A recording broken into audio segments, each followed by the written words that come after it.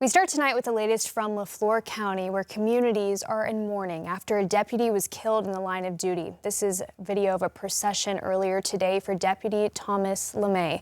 We're expecting a news conference from the LeFlore County Sheriff at any moment now. 5 News anchor Darren Bobb is live in LeFlore County tonight and starts off our team coverage with the latest on what we know as we wait for tonight's news conference. Darren?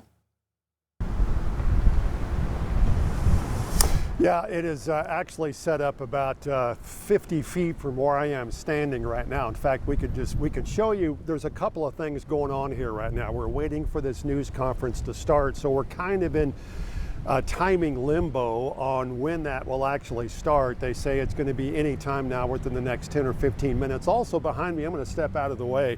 There is a sheriff's deputy patrol truck that is parked out in front of the LeFlore County courthouse where the sheriff's department is located. There are folks that have been showing up here pretty much all day today to show their respects and pay their respects, laying flowers on top of this car or this truck and in front of the car. This all after Deputy Thomas LeMay's body was taken to the state crime lab in Tulsa for an autopsy after what happened yesterday in Worcester.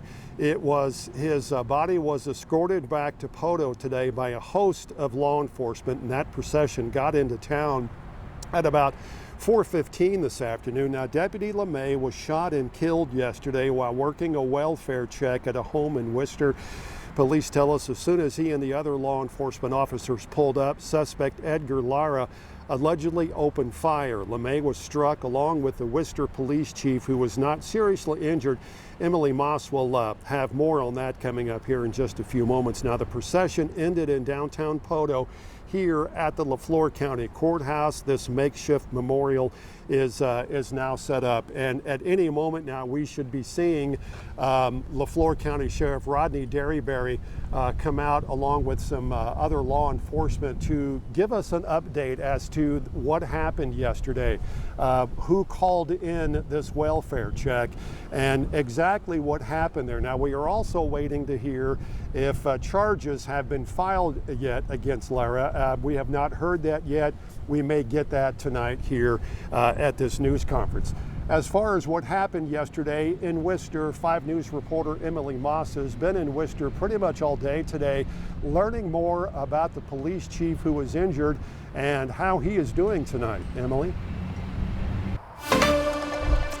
Yeah, Darren, I'm here in Worcester, and it's been just over 24 hours since this incident, but it took maybe just a couple of hours before the residents here were lining the streets in Worcester with police flags and American flags in support of their police chief, Andy Thompson, who was shot during that standoff off of Highway 270. Now, we know that he is in stable condition and is expected to recover, thankfully, but I'm told that he hasn't been the police chief here for very long, and that doesn't matter to these residents. They said that he is just like them in any way, as much as any resident of this town could be, and because of that, they are going to continue to support him during this tragic part of his next life.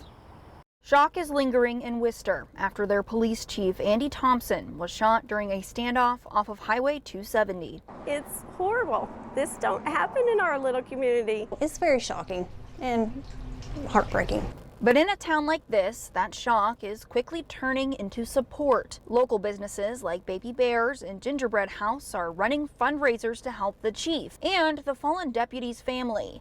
At Baby Bears, customers can donate at the register. There's already been lots of people that stop by to see how we can help or how they can help. Some people are going to see about paying rent. Some people are going to go pay water bills. And at Gingerbread House, $10 ribbons are on sale. We're a very close-knit community, and this community really steps in for people. Baby Bears owner Shirley Terry says this quick response reflects the kind of person their chief is and how much he means to the city he protects. I mean, he's that person that loves our community. And as he returns home, this community wants him to know they're ready to return the favor. Like, he won't have to worry. He's going to be taken care of, and whatever he needs, thoughts and prayers, everybody is lifting him up and is proud of him. Now, this community is also showing their support for the LeFlore County deputy that was killed. Some of these funds from these fundraisers will also go to his family as well. Now, we haven't gotten any official update about what the chief's condition is like. However, a spokesperson for the family did say that he is expected to make a full recovery, and he's also expected to come home really soon to start that recovery journey in his own home. So obviously very good news tonight here in Worcester. I'll go ahead and send it back to you, Darren.